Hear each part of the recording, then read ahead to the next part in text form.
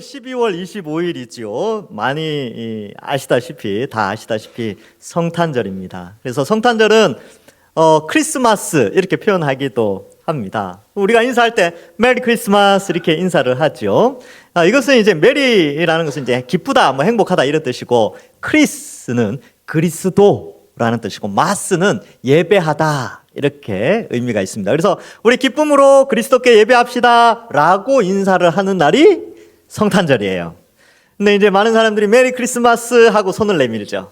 예, 선물 달라고 그렇게 하는데 이 성탄절의 의미를 간단하게 좀 생각해 봤으면 좋겠습니다. 여러분, 이 성탄절 날짜가 정해진 것은 사실 4세기 때 예수님의 오심이 워낙 너무나 큰 온 인류의 행복하고 즐거운 날이기 때문에 이 날을 하루 기념해야 되겠다라고 이제 초대교회에서 논의가 되었습니다. 그러면 언제가 좋을까 하다가 몇 가지 의견이 나왔는데, 12월 달에는 이 로마에서 이렇게 축제들이 많이 있었어요.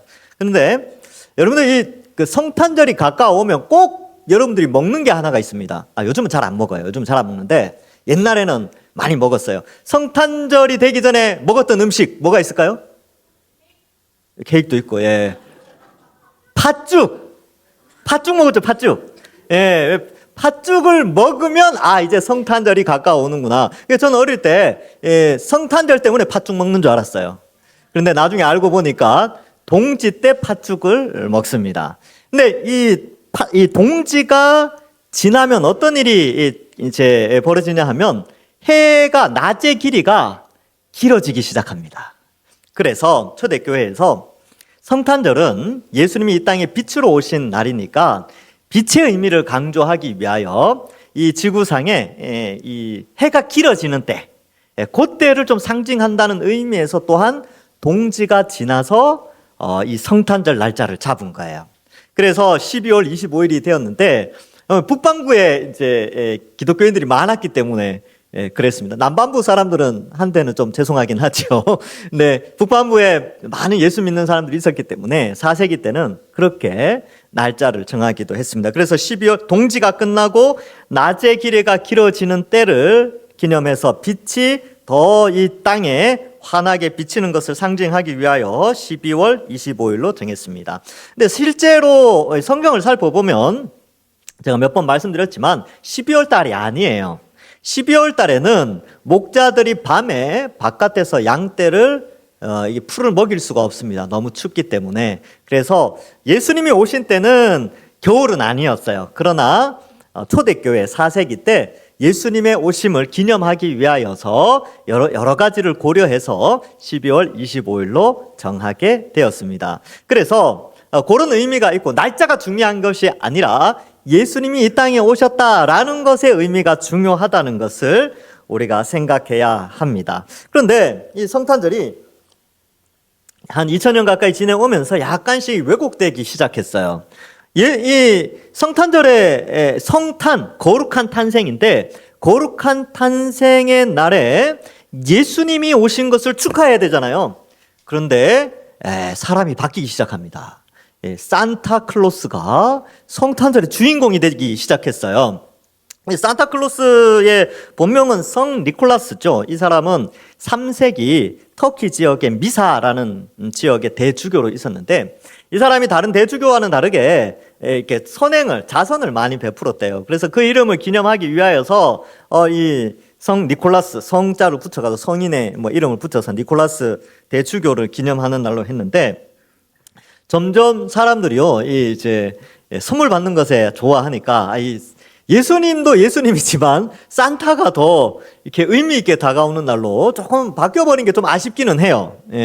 그래서 그렇지만 교회는 산타클로스를 주인공으로 삼지 않고 예수님이 우리의 주인공이고, 산타클로스는요 조연이에요, 조연. 산타클로스가 왜 그렇게 자선을 베풀었을까요? 왜 니콜라스가 자선을 베풀었냐면 예수님의 사랑을 전달하기 위하여. 그는 대주교였어요. 초대교회 감독이었으니까 이 예수님의 사랑을 전달하기 위해서 선물을 나눠줬는데, 그게 이제 일종의 주객이 전도된 그런 상황이 되었죠. 그래서 산타가 나쁘다 이런 개념이 아니고, 산타는 조연의 역할, 예수님의 탄생을 축하하는 조연의 역할일 뿐이고 성탄절은 예수님이 오신 날이다라는 것을 우리가 잊지 않아야 합니다. 그래서 뭐 양말, 우리 트리에는 양말이 있는데 뭐 어떤 트리에 보면 양말이 걸려 있잖아요. 그런 설이 있대요. 이 성 니콜라스가 가난한 사람들에게 금화를 주머니에 싸가지고 몰래 자선을 하기 위해서 굴뚝에 딱 던졌는데 그 금화가 떨어지면서 양말에 걸렸다. 뭐 그래서 양말 선물을 준비하는 그런 약간의 전설 같은 내용도 있기도 합니다. 그러나 우리는 바로 예수님이 하나님이 우리에게 보내신 선물, 그 선물은 바로 예수님이다라는 그것을 잊지 않아야 됩니다. 그래서 성탄절날 선물을 주면서 우리가 생각해야 될 게 뭐냐 하면, 우리가 이렇게 선물을 주고 받으면서 이렇게 기쁜데 하나님께서 온 인류에게 구원의 선물을 주시기 위하여 성자 하나님을 이 땅에 선물로 보내셨구나.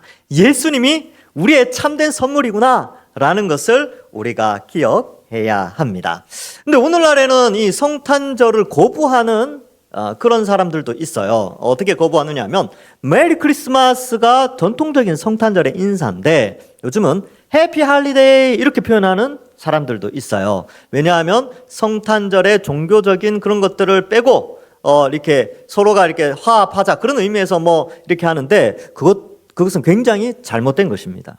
그래서 행복한 휴일 이런 개념이 아니고 예수님께 기쁨으로 예수님께 그리스도께 경배하는 날, 그날이 바로 성탄절이다 라는 것을 잊지 않아야 합니다. 그래서 시내 나가보면 뭐 이렇게 깃발 같은 거 걸려 있는데 보면요, 메리 크리스마스라고 요즘 잘 안 하려고 해요. 세상은 점점 더 예수님을, 하나님을 거부하려고 하지만 우리는 말세가 되어 갈수록 주님이 다시 오시기 전까지 끝까지 우리는 메리 크리스마스 이렇게 우리는 인사하는 것이죠. 그런 의미에서 우리 좌우에 계신 분들과 제가 이제 설교 시간에는 인사 잘 안 시키는데 오늘은 한번 해봅시다.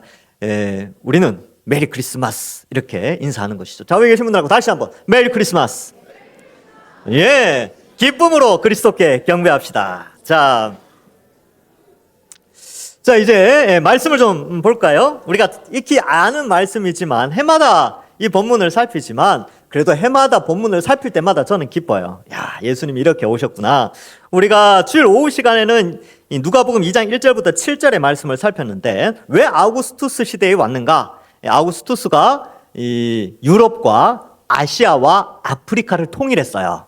그래서 복음이 자유롭게 비자 발급 없이 국가의 국경이 사라졌으니까 국경을 뛰어넘어서 복음이 잘 전파될 수 있는 시대에 성부 하나님께서 성자 예수님을 이 땅에 보내신 것이죠. 그래서 그때 평화의 시대, 팍스 로마나, 평화의 로마의 시대에 예수님이 오셔서 이 인류의 구원을 위하여서 이제 이 땅에 오신 것이지요. 그래서 이제 오늘 8절에 보면 예수님이 오신 날, 그날은 이 인간에게 예수님의 탄생은 저녁에 알려졌어요.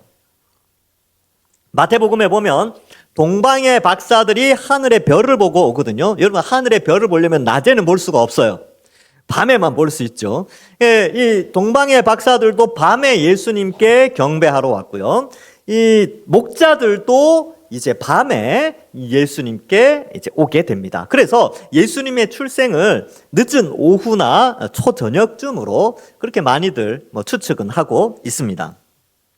자, 그래서 이 8절에 보면 그 지역의 베들레헴 주변에 목자들이 밤에 밖에서 자기 양떼를 지키고 있었습니다. 이 보통 목자들은 힘이 있는 20세 이상의 건장한 청년들이 하지는 않고요. 20세 미만의 청소년들이나 소년들이 주로 양떼를 길렀습니다. 그래서 양을 치는 일은 큰 힘이 들지 않기 때문에 어린아이들이나 청소년들에게 이러한 일들을 맡겼다는 것이죠. 그러면 목자라는 개념을 사용할 때는 연약한 자, 그 다음에 이 민족 가운데서 큰 힘이 없는 평범한 자, 뭐 이런 개념을 상징하고 있습니다. 그런데 그때에 9절에 보니까 주의 사자가 곁에 서고 주의 영광이 그들을 두루 비춤에 크게 무서워하는지라. 여러분, 이 무섭지 않겠습니까? 밤에 평소와 같이 양떼를 치고 있는데 이날은 갑자기 큰 빛이 있었고 천사가 옆에 딱 섰어요. 그러니까 태어나서 처음 겪어보는 놀라운 기적의 상황이었으니까 신기하기도 했겠지만 무서움이 컸겠죠. 그리고 사람은요, 신적 존재, 신적 영광 앞에 서면요, 엎드리고 이렇게 죽은 자와 같이 떨 수밖에 없는 거예요. 그러니까 이 목자들도 얼마나 두려웠겠습니까? 그런데 이 천사가 무서워하지 말라. 이 무서워하지 말라 그랬다고 안 무서웠을까요?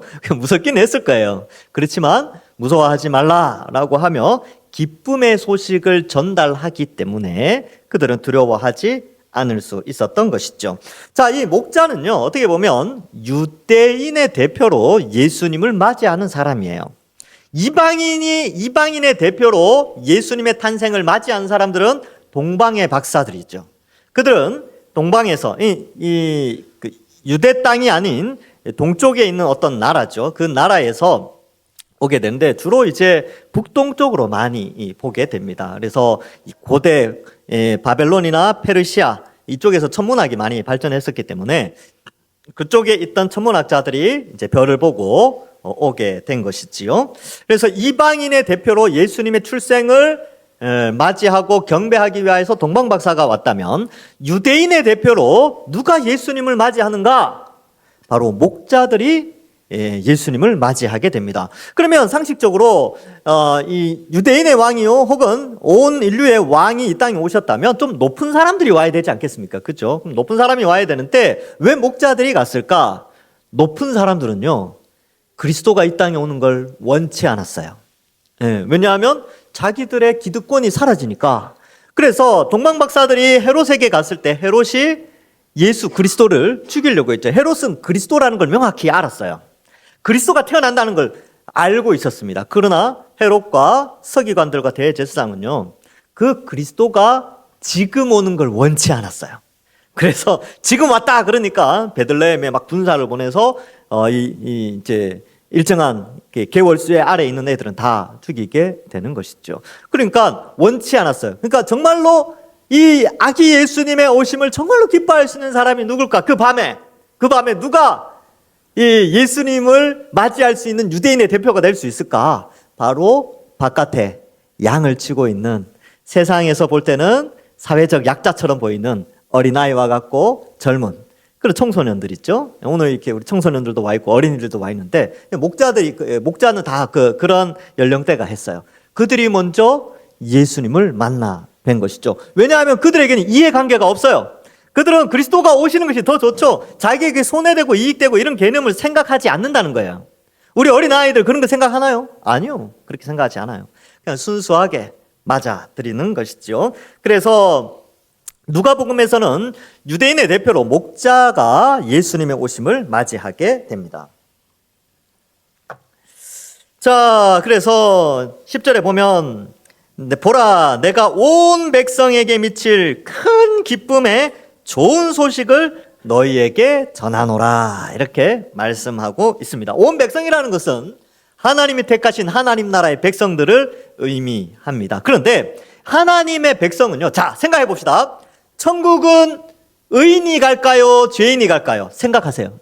의인이 가죠. 의인이 갑니다. 그러면 의인이 되도록 하나님께서 어떠한 방법을 열어주셔야 되는데 그 방법은 뭐냐면 죄인된 인간이 스스로 의인이 될 수 없다는 거예요. 그러면 죄인된 인간을 의인으로 만들기 위하여서 하나님이 계획하신 건 뭐냐면 구원자를 보내는 겁니다. 구원자를. 그러니까 죄인을 의인으로 만들 수 있는 한 구원자를 보내게 되는데 그 구원자의 자격이 아주 중요해요. 구원자의 자격을 갖추려면요, 일단 이 구원자는 모든 시간과 공간을 초월하여서 인류에게 영향력을 미칠 수 있는 힘이 있어야 돼요. 구원자는. 그렇죠? 그 시대에만 구원하면 안 되잖아요. 온 백성, 온 인류에게 구원의 영향력을 미치려면 막강한 힘이 있어야 돼요. 근데 그 힘이라는 것은 시간과 공간을 초월해야 되기 때문에 신적 존재가 하나님이 그 구원자의 역할을 해야 된다는 것입니다. 그런데 죄인을 의인으로 바꾸려면 그 죄인이 받아야 될 형벌을 대신 받아야 되는데 그 형벌이 뭐냐 하면 죽음과 지옥의 고통이거든요. 근데 그 죽음과 지옥의 고통은 인간만이 받는 거예요. 인간이 받죠. 물론 하나님을 반역한 마귀들도 받지만, 그러면 그 죄의 형벌을 대신할 수 있는 자격 조건이 뭐냐 하면 죽을 수 있는 인간이어야 된다는 것이죠. 신이어야 되고 하나님이어야 되고 두 번째로는 인간이어야 돼요. 그 다음에 세 번째가 의인이어야 됩니다. 인간으로 왔지만 죄를 지으면 안 되니까 의인이어야 되는데, 이 두 번째 조건인 인간이 되기, 하나님이시면서 인간으로 오시기 위하, 인간이기 되기 위해서는 흙으로 사람을 만들어서는 인류의 대표가 될 수 없어요. 그래서 어떻게 하느냐? 성부, 성자, 성령 하나님 중에 성자 하나님께서 이 땅에 하나님이신데 인간의 몸으로 오시는 거죠. 인간의 몸으로. 그래서 그 날이 바로 성탄절.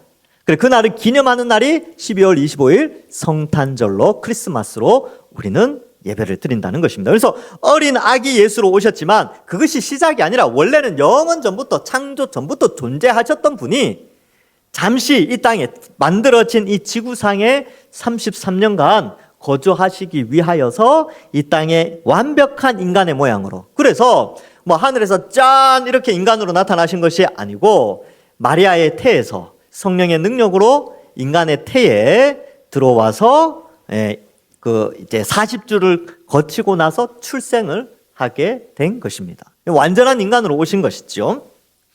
그래서 온 백성에게 미칠 기쁨의 좋은 소식이다. 이 기쁨의 좋은 소식은 뭐냐면 이 예수님을 통하여 유대인들뿐만 아니라 이방인들까지 온 인류가 다 하나님의 백성이 되는, 의인이 되는 그러한 축복의 선물이 시작되었다라는 것을 의미하고 있습니다. 자, 그렇다면 우리는 이제 우리 인간의 입장에서 생각을 했잖아요. 그죠? 그러면 하나님의 입장에서도 마찬가지예요. 창세 전부터 계획되었던 인간, 하나님의 형상으로 만든 인간들, 얼마나 하나님이 인간을 사랑하시는데요. 근데 이 인간들이 연약하고 죄에 빠지고 그런 모습을 안타까워 하시다가 결국 때가 되어서 성자 하나님이 이 땅에 보내시는 그날, 하나님은 또 얼마나 기쁘셨을까요? 그리고 이 약속을 구약시대 때 계속 언약으로 약속하시고 선지자들에게 계속 구원자가 오신다, 메시아가 오신다라는 게 쭉 약속만 되어 오다가 실제적으로 그 약속이 이루어지는 바로 이날, 예수님이 출생하신 그날, 천사들은 어땠을까요? 천사들도 죽지 않고 영원히 사는 존재잖아요. 천사들도 구약시대 때 그대로 있었어요. 구약시대 때부터 하나님께서 선지자를 보내서 메시아가 온다, 그리스도가 온다라고 계속 약속만 하셨는데 천사들도 얼마나 궁금했을까요? 그죠? 언제 이 언약이, 이 약속이 이루어질까? 드디어 이날 이제 그 약속이 이루어지게 되죠. 그러니까 천사도 기뻤어요. 천사도. 야, 구약시대 동안에 하나님이 약속하신 그 약속의 언약들이 드디어 성취되어졌구나 라고 하면서 하나님의 명을 받아 목자들에게 쫙 가서 이 기쁨의 소식을 전하게 되는 것이지요. 11절에 오늘 다윗의 동네 베들레헴이죠. 너희를 위하여 구주가 나셨으니 곧 그리스도 주시니라, 이렇게 기록하고 있습니다. 여러분, 그리스도라는 뜻은 크리스토스, 이게 헬라어로 기름 부음을 받은 자, 이런 뜻입니다. 그런데 이걸 히브리어로 바꾸면요, 메시아가 돼요. 메시아. 그러니까 메시아, 그리스도 같은 말입니다. 기름 부음을 받은 자인데, 이스라엘 땅에 기름을 부음 받는 자가 누구냐 하면 왕이 다음 왕에게 대관식 할 때 머리에 기름을 부어요.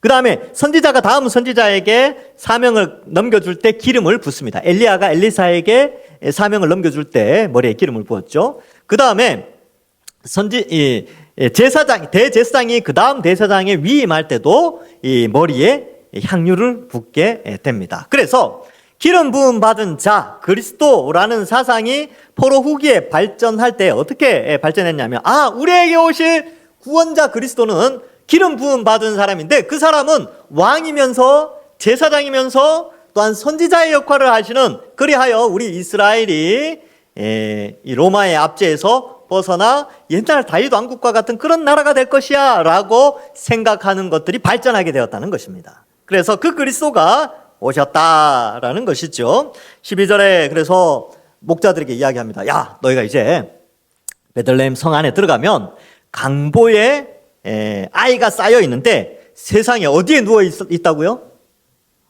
구유에 누워 있어. 구유에 누워져 있다는 것이죠. 여러분, 하늘에 왕의 별이 떴을 때 천문학자들이 알아봤죠. 동방박사들이 알아봤어요. 자, 구유는 누가 알아볼 수 있을까요? 구유는요, 목자들이 알아볼 수 있어요. 베들레헴 성 안에 마구간이 많을 거 아닙니까? 일반인들은 마구간이 어디 있는지, 또 뭐 양이나 소나 말들이 어디에 있는지 잘 몰라요. 그런데 목자들은 잘 알아요. 그러니까 구유에 예수님께서 누워져 있으니까 누가 가장 빨리 가서 이 구유에 누인 예수님을 발견할 수 있냐면 그 직업군을 봤을 때는 목자들이 제일 빨리 발견할 수 있어요.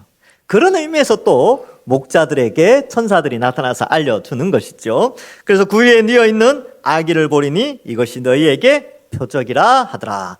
그래서 보통 아기가 태어나면 집에서 태어나는데 이때는 구유에서 태어나니까 목자들이 가서 보는 거죠. 이 표적이 된다고 했으니까 정말로 그러한가? 마구간을 막 뒤지기 시작합니다. 근데 막 뒤지는데 보니까 진짜 구유에 말이나 소의 그 밥그릇, 그죠? 지푸라기 그릇, 그 밥그릇 안에 이제 아기가 딱 누워져 있는 거죠. 그러면 이제 목자들이 아는 거죠. 야, 천사들이 말한 그리스도, 바로 구원자, 하나님이 보내신 자가 이분이구나라는 것을 금방 알 수 있는 표시가 된다는 것을 알게 됩니다. 그리고 그때 이제 호련히 수많은 천군과 천사들이 찬송하죠. 우리 14절은 같이 한번 읽어볼까요? 14절. 우리 아주 유명한 구절인데 우리도 같이 이 찬양, 이 천사들이 이 노래했는데 우리도 이 입술로 이 찬양을 한번 일종의 이제 말이죠. 말인데 이렇게 랩하듯이 이렇게 랩하는 건 랩도 노래니까. 근데 우리도 이제 14절이 읽으면서 우리도 이런 찬양을 하는구나. 함께 해볼까요? 시작.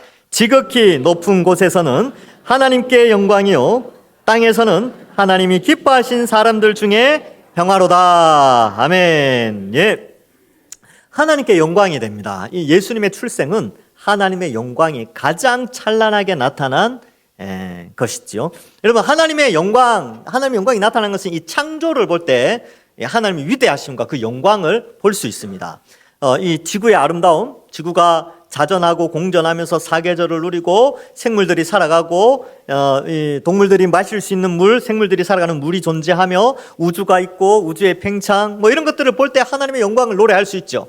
그러나 최고의 하나님의 영광은요, 하나님이 직접 이 땅에 인간의 모양으로 오신 것, 이것이 최고의 영광이고 그 오신 목적, 그 목적은 바로 인류를 구원하기 위하여 이 땅에 직접 오신 것이 최고의 영광이라는 것을 천사들이 노래하고 있습니다. 그래서 예수님이 이 땅에 오신 이 성탄절은요, 하나님의 영광을 가장 어쩌면 창조보다 더 위대하게 나타내신 날이 바로 성탄절이다라는 것을 알 수 있습니다. 땅에서는 하나님이 기뻐하신 사람들, 하나님이 택하신 사람들에게는 평화래요. 왜 평화냐 하면 예전에는 하나님과 원수졌거든요. 하나님을 반역하고 하나님 뜻을 거절하며 살아가는 하나님과 원수졌다가 이제 평화를 누리게 됩니다. 이 화평과 평화 같은 표현인데 헬라어로는 에이레네, 카페 이름 아닙니다.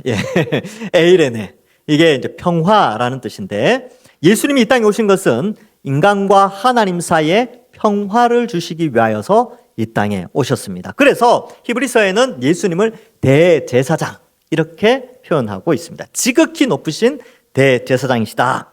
자, 그래서 인간에게 주신 이 평화는요, 결국은 바로 우리가 하나님의 진노 아래에서 해방이 되어지고 평화를 누리게 된 존재다라는 것을 알려줍니다. 로마서 5장 1절에 보면 그러므로 우리가 믿음으로 의롭다 하심을 받았으니 우리 주 예수 그리스도로 말미암아 하나님과 화평을 누리자. 이 화평, 에이레네, 평화를 누리자 라고 기록하고 있습니다. 이걸 이 히브리어로 바꾸면 에이레네는 샬롬이 됩니다. 그래서 하나님이 기뻐하신 사람들 중에는 참된 평화가 오죠. 왜? 미래가 걱정되지 않는 거예요. 여러분, 마음속에 평화가 오려면요, 미래에 대한 불안이 없어야 됩니다. 그래야 마음에 평안이 오죠. 그렇죠? 여러분, 그래서 미래를 잘 준비한 사람들은 마음이 좀 편안해요.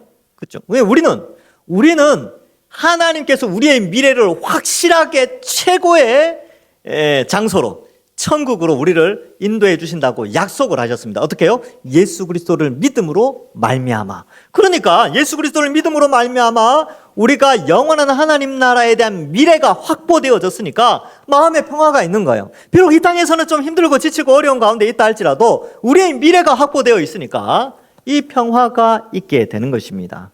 예전에는 예수를 믿지 않았을 때는 미래가 어두웠죠. 암울했죠. 멸망이고 그랬습니다. 지옥이었죠. 그러나 이제는 천국이기 때문에 우리 마음속에 화평이 있는 것입니다. 많은 사람들이 그래요. 예수님 믿었는데도 여전히 막 불안하고 힘들고 어렵습니다. 그런 것을 그렇게 이제 이야기할 때가 있는데, 그것은 하나님 나라 앞으로 다가올 우리에게 주어질 미래의 그 소망을 그게 잘 안 보일 때는 좀 불안하긴 해요. 예.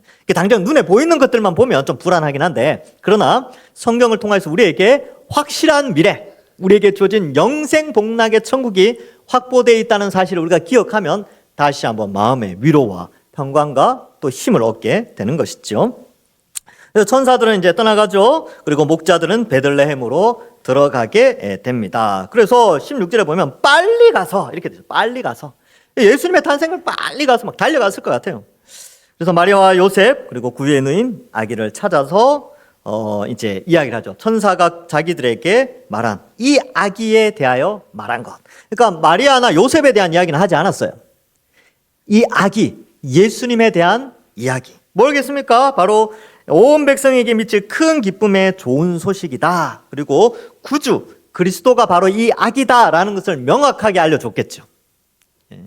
그래서 그 이야기를 요셉과 마리아가 귀 기울여 듣게 됩니다. 여러분, 우리도 마찬가지입니다. 여러분, 성경을 통해서 예수님이 어떤 분인가를 우리에게 명확하게 본문 말씀을 통해서 알려주고 있습니다. 바로 예수님은 우리의 구주, 구원자 되시는 주님이시고, 또한 그리스도, 기름 부음 받은 왕, 제사장, 선지자로서 우리를 지옥에서 천국으로 인도하시는 유일한 구원자임을 우리에게 말씀해 주고 있습니다. 그래서 여러분, 우리가 예수님을 믿는 이유가 거기에 있는 것이죠. 바로 이 예수님을 믿음으로 말미암아 의인이 되어져서 영원한 천국을 우리가 확신하기 때문에, 또 그 약속되어 있기 때문에 기뻐하고 찬양하는 것이죠. 그래서 목자들은 자기들의 이른 바와 같이 듣고 본 것을 다 이제 알리고 하나님께 영광 돌리고 찬송하며 돌아가게 됩니다. 여러분, 이 목자의 이 모습이 사실 우리의 모습이어야 됩니다. 여러분, 세상에 많은 사람들은 그리스도를 만나지 못했어요. 그런데 그리스도가 누구인지도 모릅니다. 근데 이 목자들은요, 그리스도가 누구인지 들었고 명확하게 확인을 했습니다. 오늘날 우리도 마찬가지죠. 우리도 그리스도가 누구인지 명확하게 믿고 알고 이 성경을 통해서 깨닫게 되었습니다. 목자들이 한 것처럼 우리도 이 세상에서 나가서 그리스도가 누구인지, 그리스도가 어떤 분인지 또 알려줄 필요가 있는 것이죠. 그리고 목자들이 찬송했듯이 우리도 예수님을 믿는 자들은 늘 찬송해야 합니다. 그래서 오늘 우리 페트라가 특별히 또 찬송을 했죠. 또 우리 할렐루야 찬양대에서 찬송했고, 이제 설교 마치면 또 찬송할 텐데, 이 찬송은요, 정말 설교 마치고 드리는 찬송을 정말 가사를 생각하면서 우리가 마치 그 목자인 것처럼 우리가 바로 그 하나님의 영광, 그리고 땅의 평화의 그 기쁨의 현장, 그 예수님이 탄생하신 그 구유에 우리도 같이 경배하는 자로서 우리가 오늘 하루 찬송하면서 살아가는 것입니다. 말씀을 맺습니다. 여러분, 성탄절은 예수님이 이 땅에 오신 날입니다. 구원자이신 그리스도 성자 하나님이 이 땅에 오신 날을 기념하는 날입니다. 그래서 우리가 선물을 주고받는 것도 예수님이 하나님이 보낸 선물이다라는 개념으로 선물을 주고받고요. 우리가 오늘 하루 즐겁게 하루를 쉬면서 가족들과 함께 보내는 것도 하나님이 우리에게 주신 선물이다라는 개념으로, 또 하나님을 찬송한다라는 의미로 오늘 하루를 보내는 것이죠. 오늘 이 예배에 잘 오셨습니다. 여러분, 바로 우리가 이곳에 온 것은 목자들이 어린 예수님을 경배한 것처럼 우리도 그 현장에 있다라는 것을 의미하면서 오늘 같이 예배를 드렸습니다. 역시 목자들이 증인의 역할을 한 것처럼 우리도 이제 앞으로 예수님 믿지 않는 사람, 예수님 모르는 사람들에게 그리스도가 누구인지, 예수님이 어떤 분인지 알리시면서 성탄의 의미를 마음속에 간직하고 기쁨으로 믿음 생활, 신앙 생활 잘 하시는 모든 주의 백성들 되기를 주님의 이름으로 간절히 축원합니다. 기도하겠습니다. 하나님 아버지, 은혜를 감사합니다. 하나님께 최고의 영광이요, 이 땅에는 최고의 평화로 선물로 예수님을 이 땅에 보내어 주신 이 성탄절, 우리가 함께 예배드리게 하여 주시니 감사합니다. 목자들이 달려가 예수님을 맞이했던 것처럼 우리도 하나님의 택하심으로 예수님을 믿고 예수님께 달려와 이곳에서 예배를 드렸습니다. 우리의 예배를 받으시고 우리의 드릴 찬송을 또한 받으시며, 또한 우리가 삶을 살아가면서 이 성탄의 기쁨을 마음속에 간직하고 영원한 하나님 나라가 확보되어 있음에 감사하고 찬송하는 저희들 다 되게 하여 주옵소서. 아직도 예수님을 모르는 자들이 있다면, 우리 주변에 있다면 그들에게 이 땅에 성육신하신 예수님을 이 성탄절을 맞이하여 전파하고 알리는 우리 모든 성도들 되게 하여 주옵소서. 하나님께서 우리와 함께 해 주심을 감사하고 예수님의 이름으로 기도하옵나이다. 아멘.